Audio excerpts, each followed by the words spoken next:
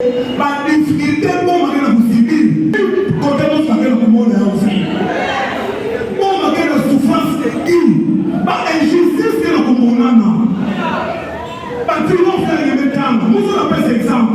Dans la mandat du transport, pas besoin de transport, la mandat du Samouna, le transport et la ville. Mettre le transport de toi, bien. Et là, on va dire que tu transport. Pas besoin de transport. Pas tout le monde, la ville, il dit qu'il y a un de 8. Est-ce que la cinéma pour le faire les lignes? Mais transport, même le bon, il y a un la bombe de chance. Non, tout le monde a dit la chance. Mandat du gars, il y a un de transport. Pourquoi injustice? La Diambu, Yayi, Mekadila, vote ya balwa yene gela mpela Canada na mbanza ya Kinshasa. Pollution sonore, Yayi ya makelele, ya kwanda ya bapublicité. Oye, basosite, wakwenda basala bapublicité na machine de radio, mingi bakena déranger bisalu ya batu. Na ba pasteur, na batu ya kaka éducation, ya kena pesa madia kafe. Ba Congolais kena kutuba ngolongolo, vetumekuwa na problème ya makutu. Quand vous parlez de réalité parlementaire, je suis d'accord avec vous. Mais vous ne pouvez pas venir vous plaindre face à cette population qui a envoyé un soldat comme vous. Vous êtes soldat. Vous ne pouvez pas nous dire que voilà, le bureau dans les enfants est à dossier. Oui, les enfants est à dossier. Alors que le peuple que vous voyez ici attend de vous le réalisation selon les attentes. Pourquoi vous ne proposez pas toujours les lois? Et puis je me dis, honorable, même s'il faut rester dans l'esprit qu'on ne veut pas faire passer les lois que vous avez proposées, seulement les lois proposées par les députés du Congo central, parce que depuis 2006 à le jour, nous n'avons pas encore vu un élu du Congo central nous dire voici cette loi que j'ai proposée pour réglementer tel secteur. Pourtant, nous avons plusieurs secteurs qui doivent être réglementés pour donner des solutions à la population. Nakenda plusieurs fois dans ma politique. Par exemple, une entreprise commerciale qui travaille dans la PRTT. Si vous avez une population qui travaille dans la PRTT, donc vous avez une famille qui a une salle de la TNG Sengeli, donc vous avez une salle de la TNG Sengeli. Mais ça va vous perdre des bénéfices. Quand vous avez ça, vous avez ça, vous avez conditions pour la population. Bon, maintenant, Dieu ça, on a ses gamotes. Pour moi, ça c'est gamote. Mais nous, quand on a 10% de ma femme, il faut bien qu'on ait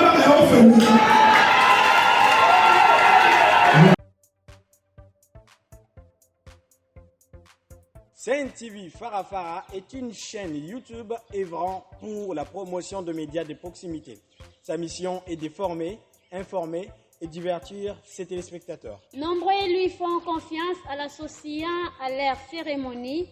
Faites la même chose, vous ne serez pas déçus. Nos services, couverture médiatique, retransmission en direct sur YouTube, annonces, événements, publicité, mariage, deuil, anniversaire, documentaires, émissions, découvertes, concerts, promotion de vos clips et théâtres ainsi que le jeune talent.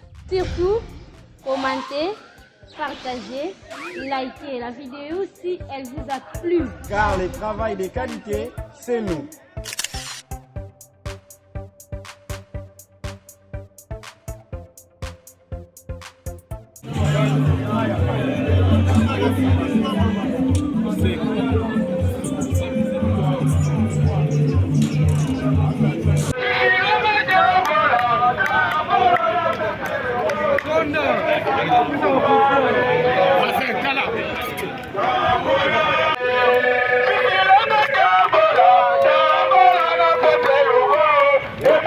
Pouvoir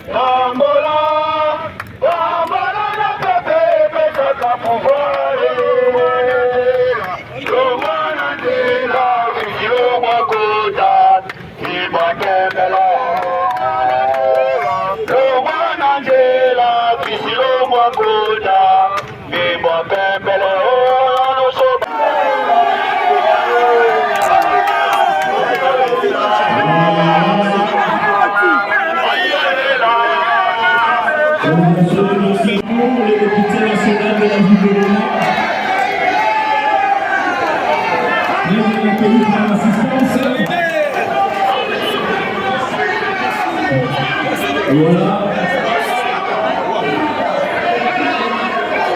L'honorable a déjà parlé.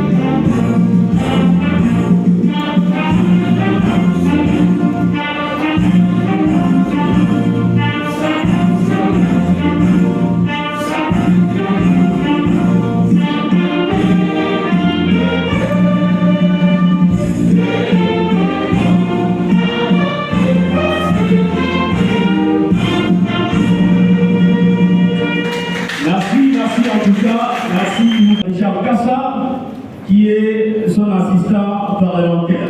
Et on a noté le mappé, ça veut dire que tout le monde a eu. C'est maître Richard Kassa. Alors, continuer à ici, à où qui fait chier, bien sûr, et à cause de succès, peut qu'on se préparer afin de bien accompagner l'honorable Longo. De l'autre côté, il est le plus proche collaborateur de l'honorable secrétaire général de la Fondation Maître Guy. Nous avons ça au PSA du Songo de Tomolalo, Maître Guy. L'année dernière, Tessiano, c'est l'informaticien proche de l'honorable Simon au PSA du Songo de Rapidement. Je crois que nous pouvons mettre une pause par rapport à cette.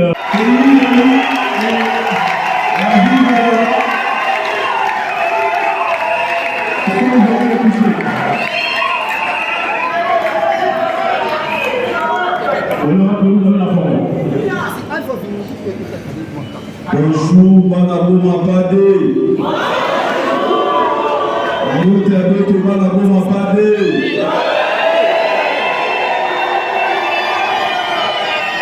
Nous te battons à mon maman Mounou. Nous te battons à mon yabaké de Père Babagala.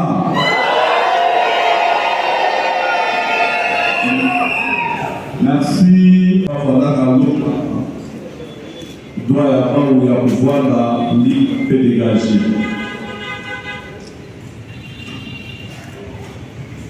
Merci de là. Ça va dire. Cher Manabou Mapadi, chers compatriotes, avant toute chose, je rends grâce à Dieu Tout-Puissant pour sa volonté en notre faveur et à vous qui m'ont cru à ma vision et à ma détermination à servir mes frères et sœurs, mes papas et mamans de la ville de Boma qui m'a vu naître, grandir et prospérer. Oui, qui a fait de moi votre représentant à l'Assemblée nationale. Je suis fier de vous et vous réitère solennellement mon vœu de tout donner pour que cette ville rayonne davantage, pour ainsi vous dire que je vous suis redevable. C'est au nom de cette redevabilité que je viens vous rendre compte de ce qu'a été l'essentiel de mes activités parlementaires ou extra-parlementaires pendant pendant la session ordinaire de mars 2025 et de mes vacances parlementaires qui se clôturent par cet exercice.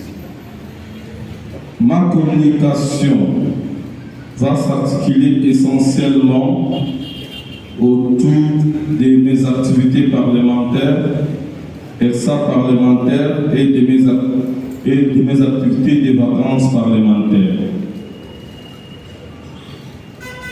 En raison de la nature hétérogène de mon territoire, puisque je serai obligé d'utiliser mon langue locale, en l'occurrence Kikongo et Lingala, pour permettre à tous les Bomatraciens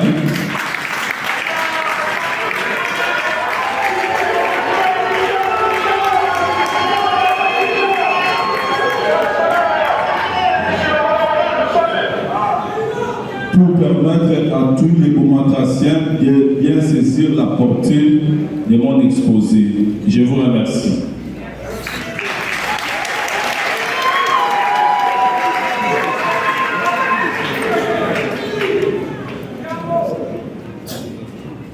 Mozo na tuba mambo ya betuba na Kikongo pe na Lingala sana bapangi nyonso ina kana kulanda beto même na babwana ya Nkaka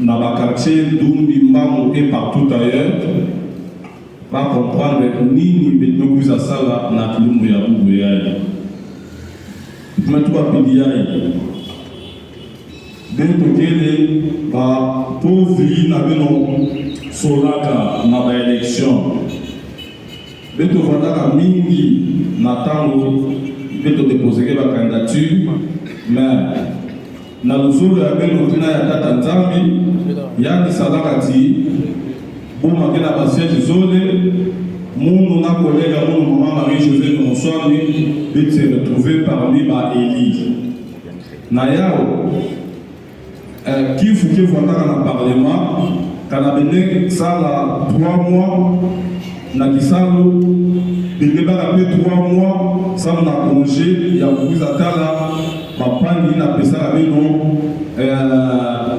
loyalu ina betkele na yao pe ya pesa bao rapport ya ina beno na sala ya kubaka pe ina kena bao ya kukumisa na place na bage bakaka ba décision yao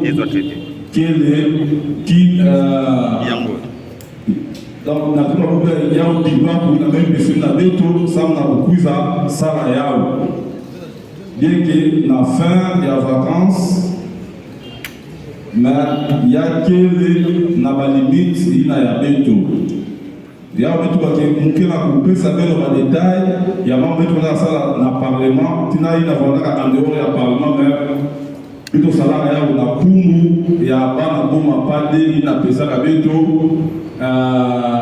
ndinga ya bao beto kele ba porte voix donc beto kele nataka ndinga ya bana boma na zulu sana ya wakana na bapasi to na mabienga ina lendaka se constater na kizuma ya beto ya boma de nous constater de tout ba nivé mais de faire parler ba image nous avons quand ba tout côté ba ko na ba projection ya ba image na détruire na ba makara pour la sala na parlement pour ba tu encore faute ya ba ouvert ba qui ça na ba encore problème à courant ba problème là qui est la raison il y a pas au propre parce que par quand on fait regarder avec tout na la télé tout na la radio tout na les réseaux sociaux bah ça va faire ni de dans la salle il y a pas que ba député to voter ni mais par la salle il y a des fautes il y a pas au fait il y a où te ba bilan pour bouyaille il y a pour la tomber la bien on peut il y a projeter par image de très fois d'après la deuxième série il y a question d'actualité. Nous avons na ville ya Boma. Bien que la na awa qui est levé. De nous poser la question. L'homme vous voit à Moutou.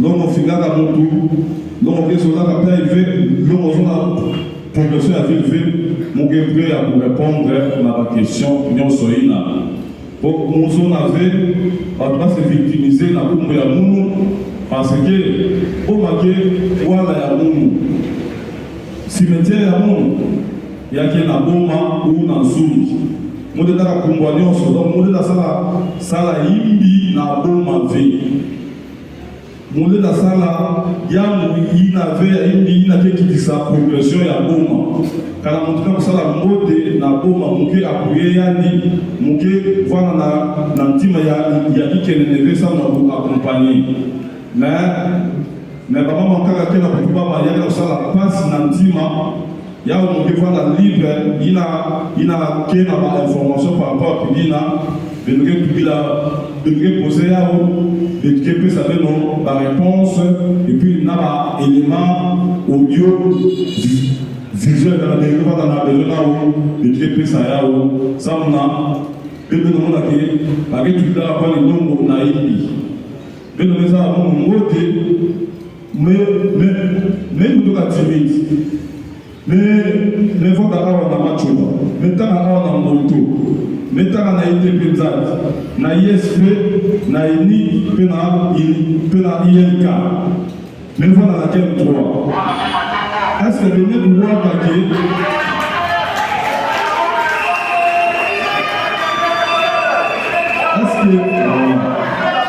est-ce que venez voir a déjà dit l'homme nous voter à terme de liba l'homme nous va s'entendre à taliba à tala comment là ne yundu ka fo nous fait comme sérieux de nous avons sababi ina ya ibi merci mais c'est la tête devant la nous va aujourd'hui là dans l'activité parlementaire il y a mon état en français mais mon va vous expliquer dans le Congo ça on a campagne qui est de partout ba pour ça ya mambo ina kuga sala bubu ya pili na vele ya kaka muzona ka télé metanga pour mungeta mingi ba réseaux sociaux et ba metu ba ke couple ma fille avec zenga na non ya zenga na vie betu kaka ki twadi yandi betu zola sala ya pe ensemble mais mon voilà dans problème chaque mois d'août mon kwenda na soupi kasa zika kata munga kaka munu mon kwenda ku rendre ba honneur na chaque mois d'août pour soutenir le cimetière ya kula munu alors maman ya denga muso na sala restitution ensemble ya voilà mingi kaka devant la presse dès que vous allez il y a voilà tout ya jeudi ou mercredi maintenant na prima ya bunde ya zumbi mais comment la tela mais là ministre message il y a ministre ya portefeuille na cadre ya mukema ya conseil d'administration à 16h ba bimisa avec tout ça na réunion il y a jeudi na niveau ya Kinshasa muti dara message à nous a bien toi que pas de problème il y a bien mon arrière ça va restitution de manière séparée mais avec lequel qui doit maman de ça va ensemble que nous aider les se séparer vers ça on a intérêt à vous.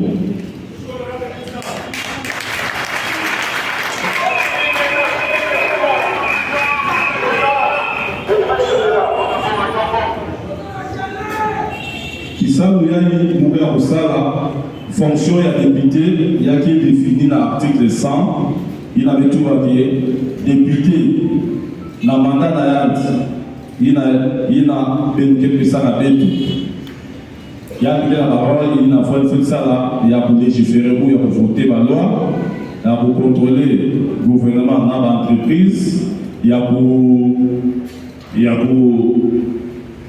représenter peu Nkambu, il y a un Salaka avec Apiti. Na Beto, il y a une activité au mois de mars, il y a même dans le 15 mars, le 15 juin 2025. Au GP, il y a même dans du 15 juin le 15 septembre, il y a qui voilà lundi, il y a qui voilà rentrée parlementaire. na kati ya bamambre nyonso ina beto participeke na baplénière nyonso motuli bino tindaka beto salaka beto adopteke baprojet de loi baproposition de loi na bainitiative parlementaire ya kaka beto salaka mpe baintervention na tribune ya assemblée nationale na bamotion d'information sans na intérêt ya ville ya Boma. Beto participer mpe na bakommission munu moke membre ya commission ya aménagement du territoire nouvelle technologie na badetail ya dans na kati kuna yake na transport yake na bainfrastructure yake na développement rural yake na industrie yake na bakoma mingi na kati kuna na promotion na Beto kele yake na kufaire profiter pe ville na mwa baopportunité ya nkaka mozolaka kana technicien ya nkepre yake bana kuprojetele Beto baimage comme ça Beto commenter chaque image kana ya bemanisa pepoko na baimage nake lié na baactivité parlementaire et puis beke kota na baimage nake inhérente na l'activité extra-parlementaire dans le détail en Kaka. Merci. Voilà, il y a maintenant aussi extra-parlementaire. Avant de chuter, ça va être toujours la deuxième partie. Avec revenir un peu sur quelques sujets d'actualité qui va avec la toi de la À présent, nous ouvrons la seconde partie, une partie consacrée pour donner la parole à l'assistance, c'est-à-dire passe la parole là-bas à Boma. Nous avons nos préoccupations, nous avons nos questions, des idées ratées de Mingi, c'est maintenant l'occasion, ça permet de s'exprimer. Alors, alors, le premier tour à play. Excuse Igor, ça on a pu participer premièrement sur ça, on a un câble, on a mettre Guy, il y a un échantillon, et vous pouvez avoir un échantillon, il y a un câble, il y a un bétou sur le bac, il y a un bon, il y a un autre qui est là, bétou. Quand on est là, on fait dans le parlement, mais le bouquet, par là, après, on fait absolument là, il y a un câble là. Donc il y a quelque chose à bien au pays. Merci. Maître Guy, il y a des gens il y a des gens qui na SNEL, na la répartition autour de tout ça de la merci beaucoup.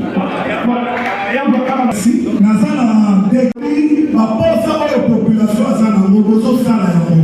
Mais résultat des amis notés. Résultat ça, l'État va continuer à exécuter. Mais ma soeur peut exécuter. Mais tu n'as pas exécuter. Donc, pour la population, nous avons besoin d'exécution. On peut faire exemple là. On peut faire la régie des eaux, dans la SNE. Plusieurs fois dans la Conti.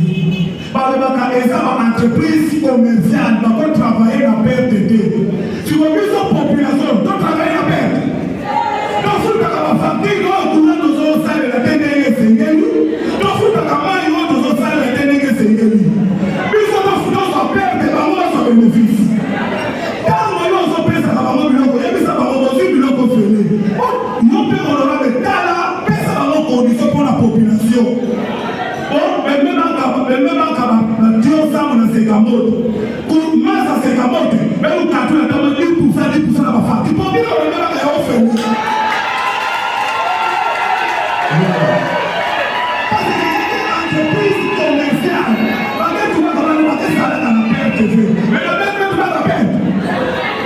Premièrement, il y a donc il faut que tu fasses la décision, la précision, la main. Vous avez il faut pas vous donner avec quelque chose. Il y a des députés à la régie des autres, il y a des députés à Boma. Merci beaucoup. Troisième problème,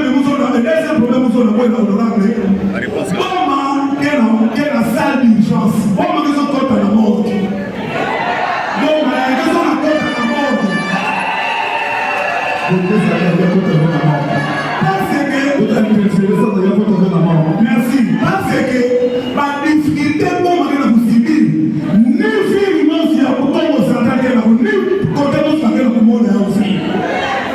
Pour la souffrance et injustice que le communana. Parce que nous faisons des temps, nous on appelle cet exemple. Dans ma tête du transport, pas besoin de transport, dans ma tête, ça on a le transport et la ville. Même le transport de trois personnes.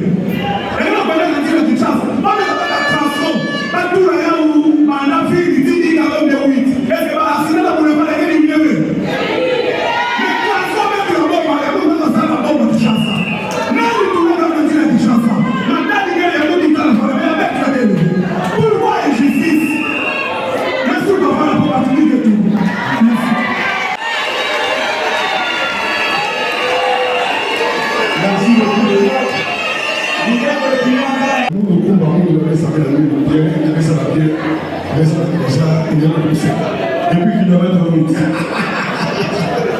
grand merci. Oui, honorable. Maman, nous sommes au sein de la ville à Rome. Ma honorable maman Marie-Josée, nous reçoit. Grand merci. En tout cas, pour la naïve, ma fleur est bénie.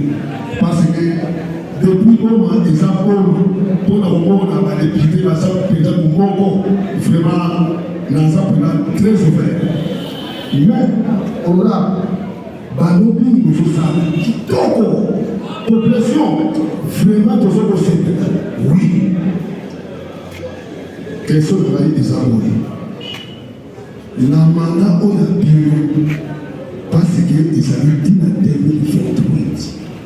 Si on a deuxième année, biso peuple de ma tracé. Espoir de l'occuper sa mission avant de faire mandat. Non. Parce que depuis tout ça, non. Oyo biso tozoni na kawo oyo ngoma azanako. Parce que tango tozomona na oyo wana parce que tozomona ka eloko moko te na oyo biso tozoni. Sikoyo mo honorable na reina yo na reina maman Marie-Josée na Moswali. Espoir de on se pèse non. On pose pèse biso e ba de comme oyo biso tozoni. Comme on a dit ça na passé comme on a dit na crise oyo qu'on s'agit de son collègue à Bana. Bon, merci. Pour la part des 5 lettres des kilomètres, je vous remercie. Honorable Longo, j'ai deux petites préoccupations. La première est une question et la deuxième est une matière. Alors, comment même les Saharaïens, Bakin Isaka, ma prédécesseur à Yélo, nous Katuba Bouamboula, nous ça la façon ya Kumbu Ouéléma, Basema, Sema, nous que les Moussia, membre du DPS, il y a trois secrétaire général à Silfos. C'est déjà Merci. Alors, plaidoyer que ça ne manque pas. Mais on a toujours un problème. Nakati, il y a un plaidoyer, il y a un honorable avec tout le comment plaidoyer dans le salle, les réalisations que vous avez fait. Alors, on dit toujours que non, honorable et roman, que ça n'a suivi, il y a vraiment pour faire. Elle va dire dans tout dans le Parlement, comme d'habitude, ils sont pris acte, et par la suite, un peu avant la parole. Est-ce que vous dites vraiment qu'il y aura un suivi par rapport à tout ce que vous faites? Ma deuxième préoccupation, j'ai dit, était une matière. Votre peuple est en train de mourir faute de connaissances. Et j'ai été imprudent, allez me couper dans la facture de la régie des eaux. Dans ma pompe qui avait dit dans ma inzo, parce que souvent à Tioba aussi, nous sommes installés et puis il faut vendre les compteurs. Mais qui résumait dans la facture, vous verrez, ils sont en train de facturer location et compteur. Location compteur et puis TVA. Taxe taxe sur la valeur ajoutée dans l'eau que l'on consomme. Alors, je voudrais, honorable, à la prochaine restitution parlementaire, nous on a dit un peu ces choses-là. Pourquoi location de conteneurs à l'eau que ma pompe et régime des eaux? Si vous n'avez pas payé, il vous coupe l'eau. Et puis la TVA, la taxe sur la valeur ajoutée. Il y a eu qui, parce que nous savons que c'est de l'eau, ça ne vient pas de notre pays, mais strictement on paye la TVA. Voilà un peu ma préoccupation. Merci. Merci, honorable. Sam Munandinga, Nabatouyo Soumekouisa. Mouketa Kamini, Pissons 113. La Pissons 113, Nzambi Megapesa, Kedinoa, na Kutela Bafumu, Pepu Desera Bafumu, Batouyo Soumekouisa Melangeve. Nous sommes à PDI. Du coup, ça, la tête, il y a que PDI, il y a que constat général. Ma député, nous sommes la génération, il y a la Banza, il y a Congo. Mpasi na kubaka, il y a 3e âge. Dans la consultation, dans la contact, nous pouvons voir il y a 3e âge que nous allons avoir un peu rejeté. Sans nous, naïdi. Nadiambu, yayi, Mekadila, vente ya balwa yene kela mpela kanata na banza ya Kinshasa. Pollution sonore, yayi ya makelele, ya kwanda ya publicité. Oye, basosite, wakwenda basala publicité na chaîne de radio, mingi bakena déranger bisalu ya batu. Na ba pasteur, na batu ya kaka éducation, yakena pesa madia kave. Ba Congolais kena kutuba ngolongolo. Le problème ya makutu, il y a que problème ya maladie mentale. Na diamu ya zone, problème ya kutekisa mindisi, kemwela na bakala ngolo. Kwa mindisi yai, kama kutala.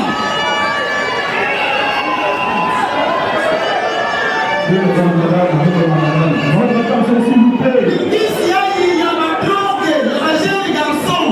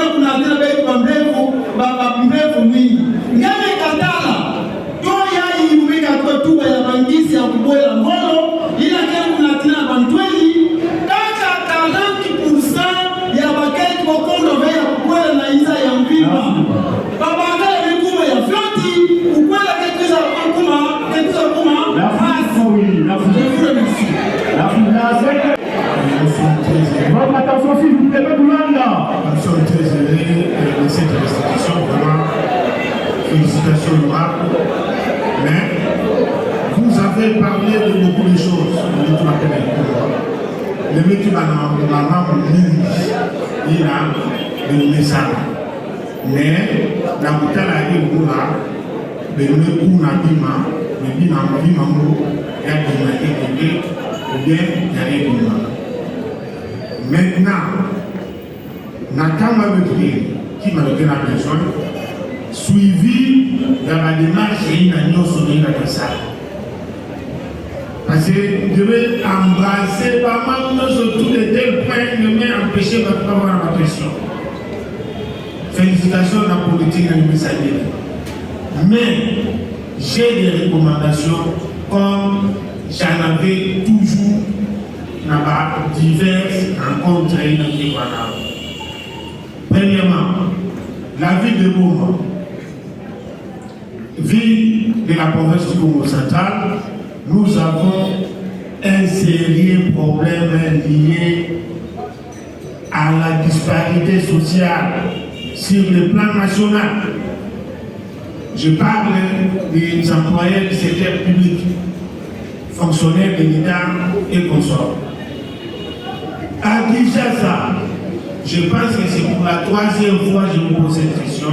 Je vous ai dit d'amener cette question auprès de VP Miaou qui cesse de mentir les fonctionnaires comme l'esprit. À Kinshasa, quand on paye un fonctionnaire 1 million de francs congolais, à bon mois, c'est 285 000. Et on continue comme ça, comme si nous sommes dans un pays où il y a des hommes et des sous-hommes. Vous êtes là, en votre qualité de député national. Je sais que vous avez la possibilité de rencontrer les VP Miaou au même titre que votre frère de l'IDPS, notre là de l'intérieur. Je pense que vous devez fournir un effort. Nous ne devons pas être privés de nos propres droits. Vous savez que dans l'administration publique actuellement, même le chef de l'État lui-même a parlé de la politique salariale, mais ça traîne. Qu'est-ce que vous voulez? Nous n'avons pas droit aux soins de santé, nous n'avons pas droit aux scolarités de nos enfants finalement. Nous sommes des hommes, nous sommes des sous-hommes. Or, les frustrations ne sont pas à protéger dans une nation normale. Merci. Bonne continuation. Merci en tout cas. Les chouchous de veuves, comme exécutif, ne répondez pas à tout. Ne répond pas à toutes vos attentes. Ne pas à Bananagé, d'éduquer. Il y a même presque partout sur tout papier suivi. Donc, il peut courir de côté ça l'a suivi. Mais on va taper dans l'intervention, on a un mouvement dans le pouvoir pour les noms, elle va tout à détruire la d'ailleurs. Ça, nous avons la fonction publique. Moi, j'ai oublié tout la fonction publique par rapport à il y a des détails dans les médias. Mais je vais poser deux questions et je vais poser une heure. Mais mon Dieu qui arrive, même inbox, elle va échanger avec le reste. Donc, merci. Transco, décrit en Transco, la bombe, il a dit ça là, la bombe, comme ça fait des zones, Transco, il y a voir la guerre à ça, intervenir. Dites-le vous, voyez. C'est maintenant, les gars, tout dans le tout bas, quel espoir n'a mandat à tout. Papa, c'est le temps. Et tout qui était n'avait noté en 2028. Et qui était en 2028. Alors, après ça, la comptabilité bien. Et tout ça devait 2 ans. 2 ans, il y a mandat quand on a trouvé la date par date. De quitter des navires ouverts, de déjà vous avez moins évaluation par rapport à la panne, il y avait tout une affaire en 2006, en 2011, en 2018. Moi, à terre, qui fait pour sa tâche, c'est très faible là, au on arrive à ça, exemple, nous avons l'intervention travail, il bouge un petit peu par l'eau, elle a montré sauter même, quand il y a 500 mètres, elle a montré sauter même à 300 mètres. Il y a un gars à la carte, il y a deux fournir déjà moins par effort, il y a pas de 0 vers moins 300. Donc il y en a pour progresser, et c'est ça, ça vient un peu là-dedans, 0 vient continuer à 1, 2, 3. Attends, je veux que nous répondions totalement, quand on est ça, la fin des parents, en toute conscience, et dans son assentiment, que déjà, normalement, il en est des biens de tout ça. Moi, c'est changement qui est par rapport, il n'y a pas de tout dans le problème avec le pouvoir. Il y a des réponses pour les dans la paix, ça. Dans seulement, par les réalisations, il y a un plaidoyer. Merci, suivi, donc le surtout a suivi, donc ça a suivi, ça a bébé dans la couillon à moi, Isa. Merci. Merci des autres, il est soumettre là où le critère à fond. Monsieur Willy, tous les députés, troisième âge, ne sont pas pris au sérieux. Je n'ai pas compris. Ne sont pas pris la question, pas moi. Je n'ai pas compris le contenu de la question.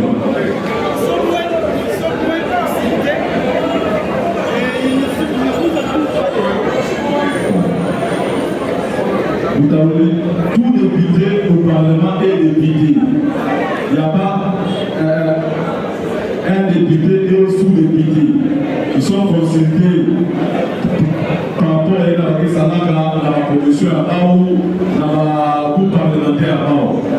Le député Salah, pas seulement la dernière, mais le député Salah dans la commission et puis le député fonctionnaire aussi dans la coupe parlementaire avec qui vous dit que le député consulté ne va pas ouvrir en cas de problème. La maison a demandé depuis là, moi transport pour avoir un peu de ce que vous paniquez.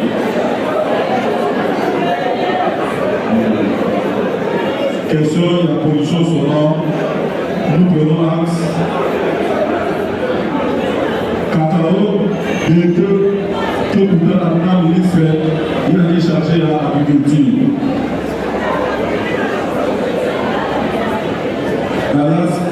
Besoin à suivi.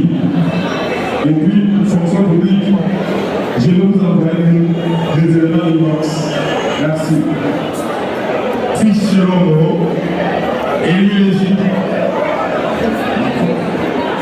Merci honorable Fils Longo, élu légitime de Boba.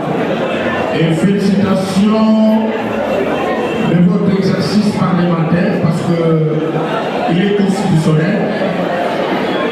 La restitution parlementaire. Nous avons suivi religieusement toutes vos interventions et les travaux effectués au niveau du Parlement et extra-parlementaire. Nous vous en félicitons. Merci beaucoup. Mais nous avons quelques préoccupations sur telle matière.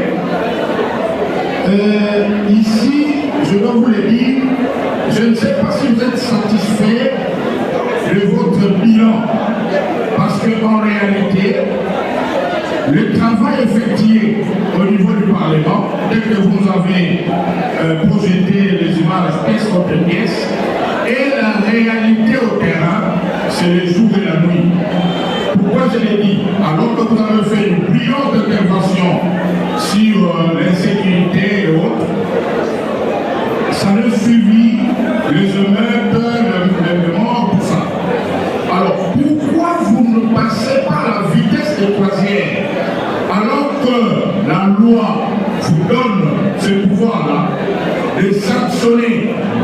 Vous êtes encore dans le stade d'observation, on croirait que vous êtes peut-être complice aussi de l'exécutif qui ne veut pas jusqu'ici répondre aux attentes de la population.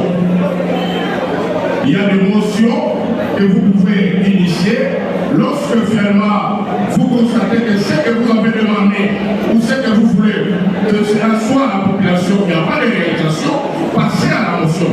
Mais vous ne nous avez pas parlé ici de quelque autre motion que vous avez déjà initiée. Nous sommes regrettants quand même là-dessus. Deuxièmement, quand vous parlez de réalité parlementaire, je suis d'accord avec vous, mais vous ne pouvez pas venir vous plaindre face à cette population qui a envoyé un soldat comme vous. Vous êtes soldat. Vous ne pouvez pas nous dire que voilà, le bureau, les enfants, il y a un dossier. Oui, les enfants,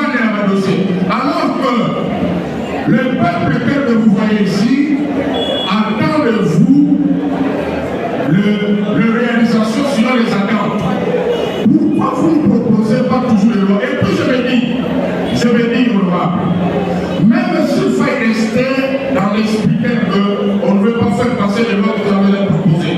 Seulement les lois proposées par les députés du Congo central, parce que depuis 2006 à le jour, nous n'avons pas encore vu un élu du Congo central nous dire voici cette loi que j'ai proposée pour réglementer tel secteur. Pourtant, nous avons plusieurs secteurs qui doivent être réglementés pour donner des solutions à la population. Je prends l'exemple du secteur agricole. Si l'on ne parle pas aujourd'hui, si on ne va pas booster l'agriculture, enfin on peut parler aujourd'hui de la relance des activités de nos ports. Parce que vous n'êtes pas sans ignorer que nos ports à l'origine ont été construits pour l'exportation. Il y a un problème. Donc nous vous demandons de bien vouloir proposer des lois des secteurs pétroliers par exemple. Nous sommes une province pétrolière, mais depuis que nous sommes nés, je prends papa gouverneur de toute la notabilité, je ne sais pas si nous avons déjà bénéficié, ne serait-ce que de retombées de pétrole, alors qu'on nous dit que nous sommes une province aussi pétrolière. Si dans les Katanga, ils sont en train de se développer, c'est grâce au code minier, la redevance minière. Nous voulons aussi, ici, que vous veniez nous dire, voici ce qu'a produit, ce que nous avons proposé par rapport au pétrole. Par rapport à la primature, je suis très content et je salue votre bravoure, je salue votre courage, mais je ne sais pas comprendre la corrélation entre la décision du gouverneur que vous voulez que cela soit transformé en un décret, deux autorités différentes, deux compétences différentes. Ça semble un peu l'idéal de l'oral. Pourquoi je l'ai dit?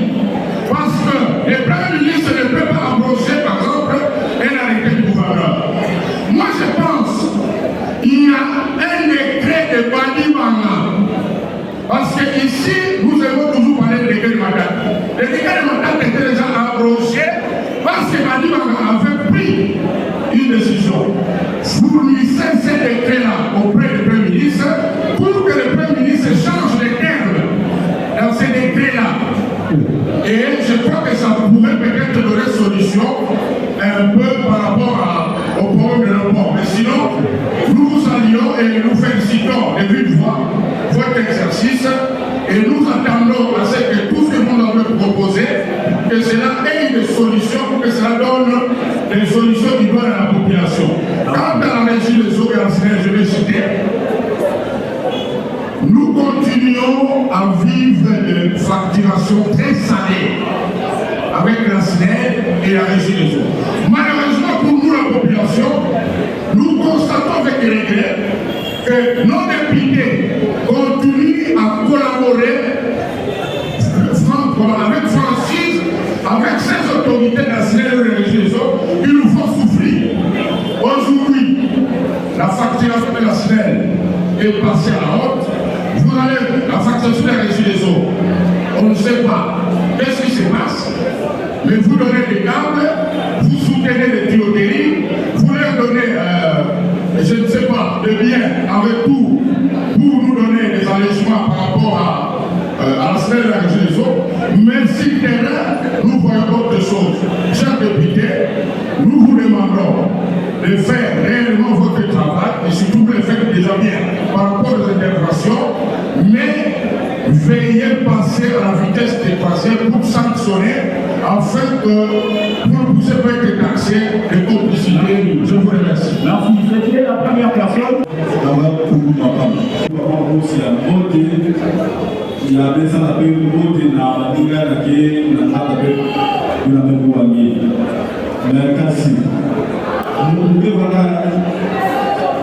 hypocrite développer avant d'être sauvé. Avant de nous lancer dans le salaire encore, il y a les 4 heures à la Goma.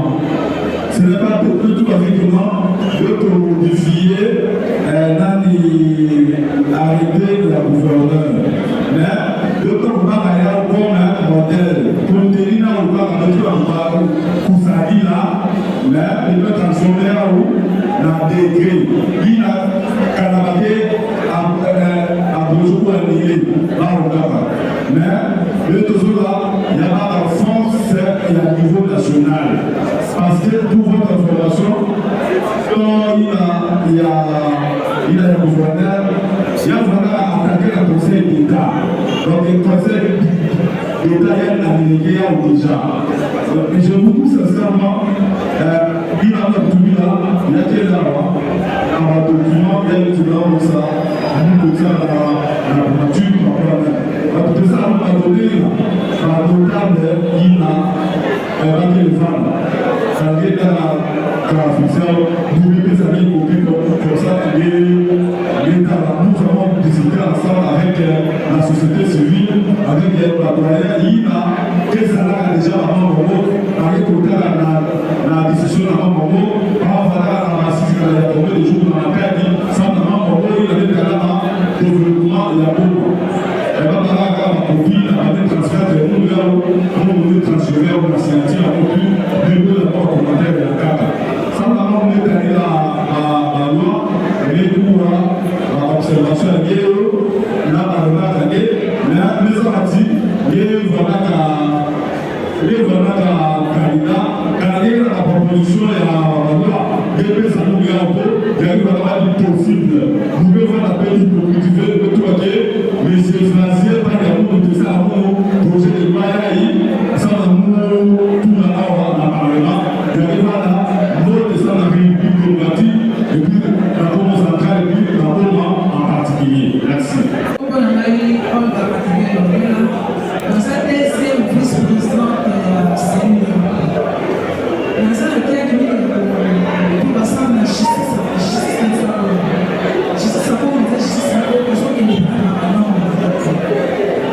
là il faut dans une victime il y a justice au Canada c'est 3 jours dans la show le problème qu'on a le problème qu'on a le problème qu'on a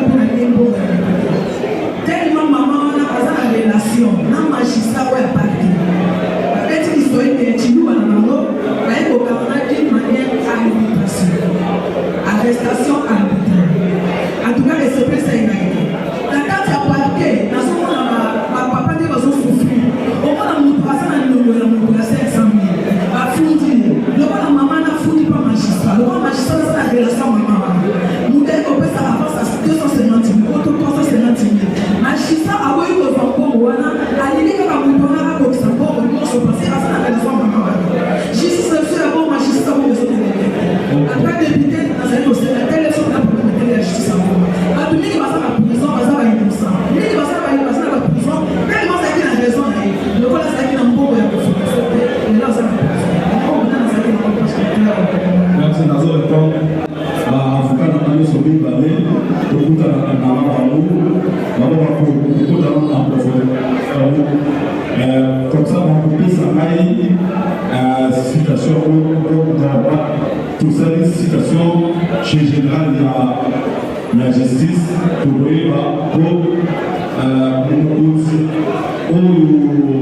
la justice, ça pour ça va passer. Non, ça va, les détails de billets. Voilà. Monsieur Jacques Moussolo, chef de service, agent d'État, chef de service est apparu en bas à Roma. La tête, nous saluons monsieur l'honorable député national, fils de pour le travail abattu. Et nous ne sommes pas encore à l'étape du bilan parce que le mandat n'est pas encore court.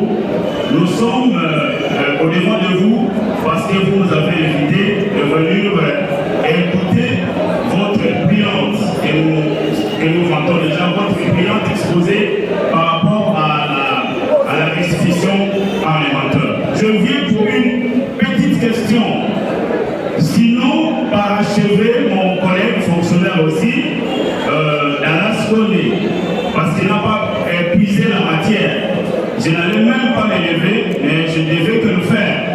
Parce que ce que nous devons vous proposer, le Toké Naya, on a Baïmzo, Awa, le Toké Kogave, vous avez salé, Mamou, il avait sur des Touba, et le Toké Paraga, à la Zulu, Yao, Yamou, Yate, Yamou,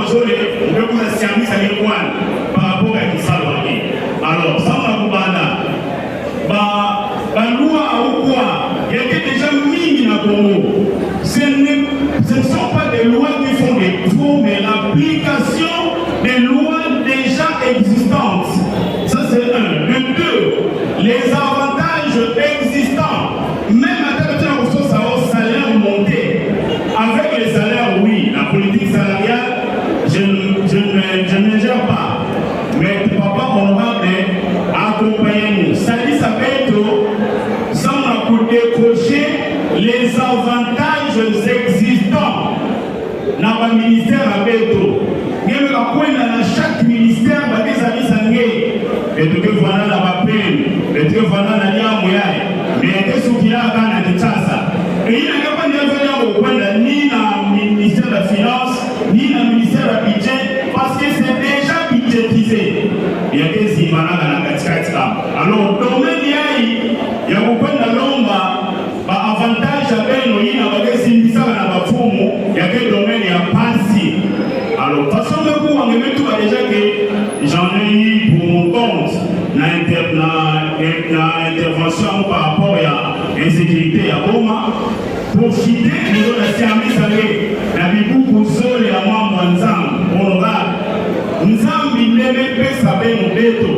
Jadis, c'était difficile à Motanga pour ma maman honorable Marie-Josée Nyongoswami, dans toi, la députée nationale Yanga. Mais pour moi, devant maman Marie-Josée Swami, Betanga pour moi, honorable Longolong, et il y a des salades de top.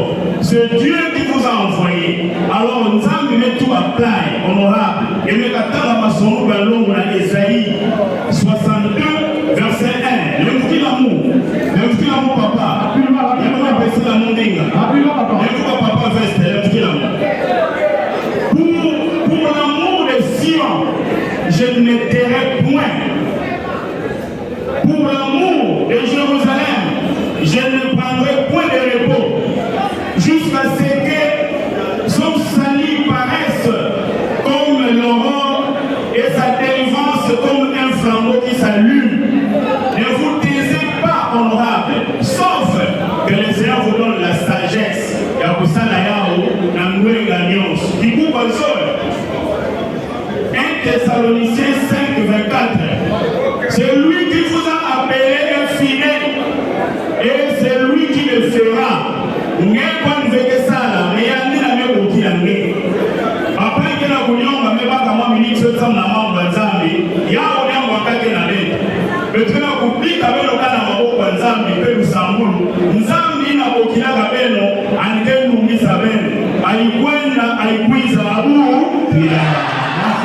Pour monter les qualités de vanité garder du temple pour marcher.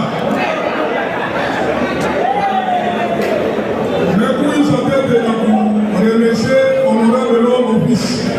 Il a été maintenant le puissant député national et Posez question, papa. Alors, vous me demandez maintenant, je dis au sommet mon nom dans la télévision à tableau. Alors, il me met ça là. Non, collègue, maman m'a dit aujourd'hui bonsoir. Mais, il a inquiété mon nom dans la lobby, il me met ça là. Il n'a pas ça la pompe et un pilote de bon. Il y a une maman qui va assister à ma sinistre. Pour jour même, il va mousser, ma cantine, ma sac à l'osso. Pour moi, je vais se rappeler, je vais vous dire que la qualité va mousser. Il n'a pas de que je vais te dire le monde. Parce que maintenant, la dernière sinistre, mais ça va, chacun va mousser un peu ça va. Mais alors, on est prisonnier. Alors, à la prochaine, on va savoir le lobby. La Bible va dire que vous êtes bon, il y a un paysage unique qui est vraiment sur le PS sincère. Dernière question, rapidement. Dernière question. Bilou Gouvernement de Fou, presque 5 à 6 mois passés. Nous avons bête de base de PS de ce moment. Maintenant, on Canada, j'avais des PS pour le territoire administratif. Parce que le message de constat, à l'isole, pour collaborer avec la même conseil d'administration. Alors, je demande si nous nous appelons. Vaut bien, il y a besoin de terminer le meilleur opinion de toi et des jeunes. Mais, on y a quelqu'un pour me mettre un peu, ça va être tout le temps. Mais, même personne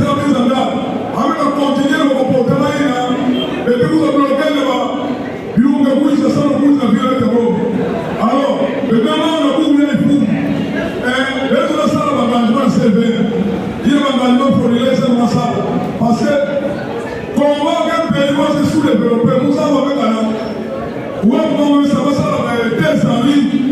Ça va, ça va, ça va, casser les bras de bombe. Il est quel coup.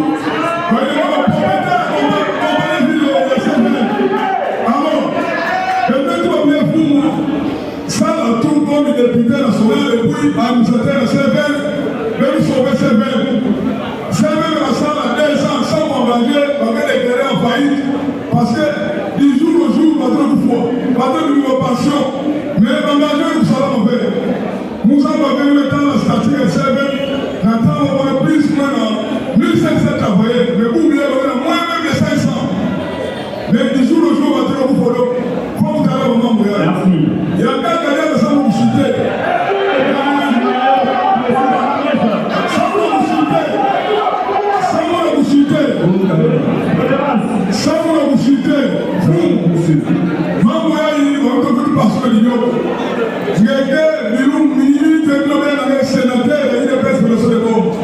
Parce que membre vous tout le monde a trop envie la bombe. Oh, le moment où nous sommes, mais ça là-bas. Madame la ministre de la bombe. Le moment où nous sommes, parce que même on va mettre la ville de bombe, il est quel membre il est baisse. Alors, madame vous t'as serré, mais donc vous faut toi il est bombe à la patrie. Si vous avez dit non, mais mais là portez le verre. Là, madame la maire est maire arrive la bombe. Je vous remercie. Oui, ma fille va quitter le deuxième série parce qu'il va travailler avec le Merci pour la parole, honorable fils Longo. Alors, maintenant, on va parce que vous savez pas tout le monde. On va venir. Nous, on a tout le temps, on va accueillir la ville de Boma, il y a Metz Congo, parce que Boma, tu as des chômeurs, parce que nous, on a la vie jeunesse. Si aujourd'hui, jeunesse, on va avoir la Kourouna, à des autres dans le quartier, parce que nous, manque d'emploi. Mais quand vous êtes Paul Fouanaka à l'époque, il y a encore la génération qui va couler là-bas. Comment vous pouvez faire qui banditisme et un Fouanaka vraiment totalement de la ville à Boma. Mais nous avons que merci, la bombe. Mais c'est dernier taille, mais tout le monde là-bas, souris, va commencer à voir tout le monde va dire qu'en fait, l'idée de la député. Mais tout le monde va dire qu'en fait, au juste de voir qu'il y a un avec les squelettes, nous allons photo, combattant, je sais que vous êtes de la famille. Nous avons vécu des bons moments avec vous. Mais ça, maintenant, on va tout avec le monde. Mais ça, la fondation. Mais ben nous, je fais que la main de papa le dit, on va trop. Et pas le but. Parce que peut-être qu'on a mis les longs temps. Avant de faire le monde, mais ça, la fondation. Mais ben nous, moi, ce que je connais, vous n'êtes pas rempli, vous n'êtes pas problématique. Mais, Claudel, même de la ville, pardon. Même de la ville d'abord, il est de nous. C'est votre scène. Mais, dernier cas de la cour à la ville d'abord, il y a la liste, il y a Katou la Claudel, Koutou la grande sœur. Mais moi, je connais votre grande sœur, il travaille déjà à OCC. Quand tu as le tout là avec nous, avec toute la fondation, même votre tout. Quand vous êtes de la ville, vous êtes qui pèsent là, vous êtes de coup à l'année, dans tout le moment qui est ici qui mène la ville. Et merci, merci. Nous avons été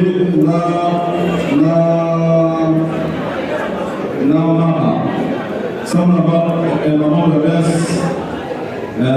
l'une de notre équipe, maman de la Boma, les plus à nous rapport, il y a ça à voir, comme ça, une de l'accès à nous pour ça la suivre.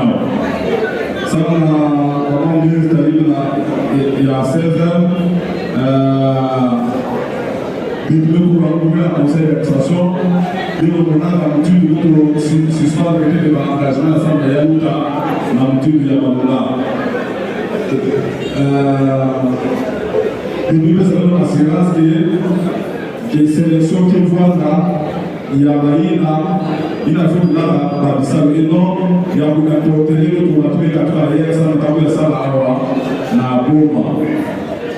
Normalement, par rapport au comportement, mais tout ça, je suis très à l'aise là pour répondre à Mambo. Nous devons voir l'eau, zone à Sala, Paris, il y a des voies la mer de la ville. Est-ce que vous êtes? Est-ce que je vous pose une fois, de poser quelques l'idée, il a dit ça avant. Est-ce que de ça, c'est un mot? Ni qui ça va nous faire c'est Nantes. Moi aussi, tout le monde, nous voulons faire le nous avons dit là-haut. Que c'est là, on a suffit là-haut, mais on y arrive. On a été. Après, nous sommes là-haut, tout la carte de faire là-haut. Na béni cancer là. Domoni, yé. Au gouvernement, il y a des enseignes d'appartement sur la Akoma, même la ville, il y a beau. Comment on a parfois on a appelé ça lui. On a beau le fouiller, elle n'a pas sur l'eau, on ne peut pas comment on est là. Comment on a Marcel Allo pour Fufi, Jeannette. Vous ne comprenez pas? Est-ce que ça va bien maintenant? Madame,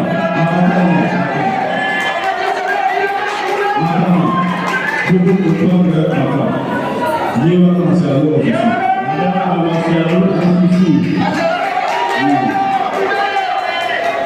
À Salaka, on a OCC. Après, on a OCC depuis 1998, la temps où papa n'a pas la vie de la vie. Il y a un moment qui m'a proposé qu'il me mette de la vie. Avant la masse à l'air bien. Mais tout le cas, depuis que le constatat, dans la territoriale, dans le fond, on a battu presque qui. Ce que l'article OCC, ailleurs au sein de la mairie, vraiment, on retrouve un peu normal. Argument sous par l'obligé, ailleurs pour la gérer, projet, il y a 50 minutes. Il y a 50 millions de gens car on a trop de gens qui ont projet de vous allez gérer la mission de la communauté de l'administration de la mission. Et vous allez 40 millions, et vous allez gérer par expliquer la communauté. Expliquez la communauté. Mambo ya communauté, yako mama wetu wa yako na mbele tumpesa wakakuruhusu kwa leo tunaanza tuna bomba direct kwa tunaanza hapa sababu tunataka bien na la possibilité que tout la moto gérer le bomba voilà la bomba direct à Europe il est à 50 millions de dollars na 50 millions de dollars il a 40 millions de dollars pardon 40 millions d'euros. Il y a 40 millions d'euros, il y a des animaux, avec des savetos, il y a des voies à gérer, la sécurité, nous savons aussi la unité de gestion. Unité de gestion, la sécurité, il y a la mise en place de l'AFD, va avec l'offre, va faire un critère, va tout avec la connaissance et appropriée, ça nous a géré, il y a un secteur, il y a une part, il y a des pauvres, il y a la sala, il s'en il y a la sens, il y a un programme de pauvres durable. Il y a un cas qui a 10 millions d'euros. 10 millions d'euros, il y a des millions d'euros. Donc, il y a des gens à gérer la sécurité, on savait beaucoup là, expertise de France. Expertise de France, il y a Moudjelo, ça y a la Boma, il y a des Fabiano, pas de dire, on a Flamand, la deuxième de la française, c'est Fabien. Avec la mine, la côté de la candidate, la gueule, on a pas de nouvelles que la Régie, vous savez quand même, vous voyez déjà. Et de nous comprendre nous pouvons soulever il y a d'autres pays dans la crise dans l'état qui est géré pour Mandela. Là, nous notre membre de la commission aménagement des territoires, il a déjà vraiment très bien. Comment faire ça que projet de loi gérer dans votre cadre, nous avons notre par une terre dans Géria. Dans quelle machine? Pourquoi pour besoin de réputation, il y a beaucoup de bidis là? Vraiment, alors, nous devons comprendre déjà comment oui. Donc, il y a beaucoup de savoir. Moi, je ne crois pas que parfois, mais ma vie qui est autour de là, on a pu créer, et vraiment, on a pu dire, ça va pour savoir que voilà, dans la ville, il y a beaucoup. Donc, et puis, moi, on parle d'engagement devant notabilité. Il y a que vous avez au PEF. Mais moi, il y a une fois dans le bureau de quand il arrive dans le quartier, qui dans la commune, qui dans le bureau de PEF, dans la mairie, dans le gouvernement, il y a des gens, il y a un monsieur il y a un ancien officier, proposer l'air de la ville, et puis même signer, de tout la cacher. Il y a des choses à faire. Il y a ça, la comptabilité, pour que tout la dépense de $2,000. Comme ça, il y a une autre personne, ok? Il y a des zones là, vous êtes là, vous êtes là, vous êtes là, tout là, elle va pas venir dans la place, ça va pas vous voyons. Il y a des choses à nous faire, il y a des nattes à la place, il y a des nuances, il y a des noms, ok? Il y a des choses à nous faire. Donc, parfois, je vais voir ça avec vous. Mais personne ne peut pas longo Jésus Janet. Alors là, il a aussi tu vas la cacher. Alors là, tu vas au cadre de voilà. Et papa, nous allons papa, un petit bout de la Bible de comme ça, on va regarder on a le coup et on peut me faire des milliards. Alors, il y a quel mot de vue pour la message, il y a Bidina. Oui, nous sommes là pour continuer pour tout. Nous sommes là pour nous apprendre l'introduction. Nous sommes là pour nous ça, pas de la nouvelle, mais avec la confusion, pas de la célibat. Et puis je ne crois pas que maman ait quitté la boucle avec nous. En tout cas, nous la pouvoir dans la bonne forme. Mais je sais pas pour tout la vie. Par exemple, ça là, moi, maman, on a fait comme ça. Donc il y a quel mot de vie, il y a pour il y a un quoi parmi les leaders de l'opinion regardez, l'homme au président a payé $25,000 dans la bouille, il y a des cartouches à Koumouina, comme ça, il y a ça à Moutu. C'est le ça à Kabouya. Donc $25,000 on a payé ça avec cartouches à ça là. C'est un homme sincère. Moi, je vous dis personnellement, il y a un autre part à mon avis, c'est comme administrateur sur le ordonnance présidentielle. Nous faisons des débats 500 francs congolais. Et puis, il y a deux gens à nous dire aussi. Parfois, le gouvernement, elle a mis la tête du gouvernement, et quand on a été dans la réponse, non. Il y a qui ça la et c'est le nom de la nous avons 25 et quand vous êtes dans la 25 tout ça, c'est là vous trouvez ça normal. Oui, ça va, il y a une fois avec le ministre provincial. C'est pas le seul. Nous, la compétence, il a ça pour marier en plein dans le ministre provincial. Il a que la banque entre le gouverneur et le provincial, les nommés à partir. Pas que tu n'as pas correspondance. Maintenant, quelle influence pour le canton de tout là? Dès que tu dis que la banque, oui. Dès que tu dis que la banque, oui. Quand nous, tout là, jour avant la Salivaka, il y a un maître qui va comme ça de la ville. Nous avons la correspondance de tout cela. Non, avant que vous savez, maman il a dit que ça un rapport. On aura le cas où vous savez, ni tout. Car le gouvernement a dit de tout voir la chose suit, que nous avons assuré de tout cela. Comme ça, le quai, c'est dans le président, nous avons dit qu'il a la place là, papa Mouret.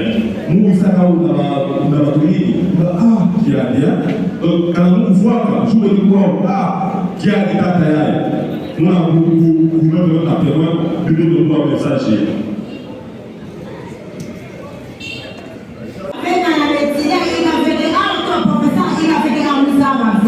Moi, depuis 2021, 2022, tu maintenant, moi, je ne peux pas diplôme fait. Pas même pour les questions, ça n'a pas de niveau. Si vous voulez, solution à la pas même pour ce que moi, il a fait, solution à la pas au moins, sur cette terrain, il a fait, solution à la pas pendant qu'il parle, il est honorable, pas de problème d'aller.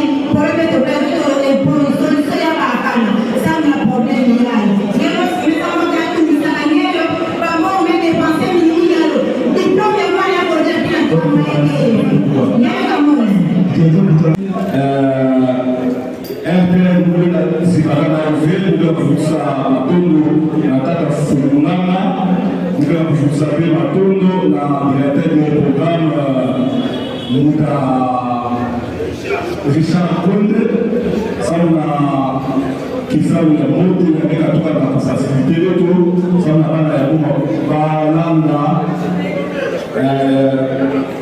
activité parlementaire de culturelle 14 sala de tout aussi de rassurer la mfumo kwa nataka ngamba tini na directeur Richard de tout la sala partenariat na RTL na bino pays na beto campagne ya IDPS ya fondation ya beto na campagne ya leader de l'union na chef d'entreprise na partenaire ya bino Aposem muke na matondo mili ya kufisa lono muke kendo na mama na sababu tulendo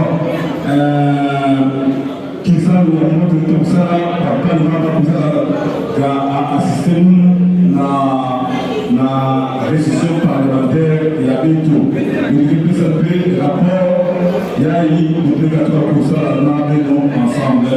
Merci beaucoup Zambia de voir la beno de famille à nous dans la session il y a nouveau il y a une session budgétaire de voir la boule la présidence de Poma sans la DJ il y a qui est prise à 2026 de pour bénéficier d'abord la retombée à Taka. Merci beaucoup.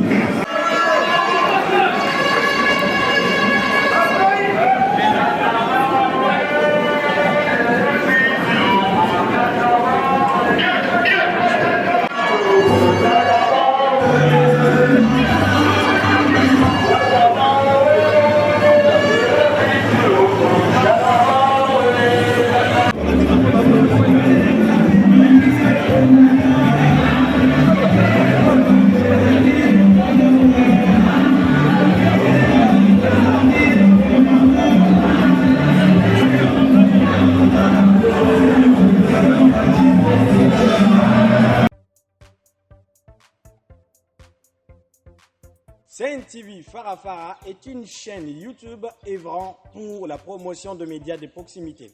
Sa mission est de former, informer et divertir ses téléspectateurs. Nombreux lui font confiance à l'associant à leur cérémonie. Faites la même chose, vous ne serez pas déçus. Nos services, couverture médiatique, retransmission en direct sur YouTube, annonces, événements, publicité, mariage, deuil, anniversaire, documentaires, émissions, découvertes, concerts, promotion de vos clips et théâtres ainsi que le jeune talent. Surtout, commentez, partagez, likez la vidéo si elle vous a plu. Car le travail de qualité, c'est nous.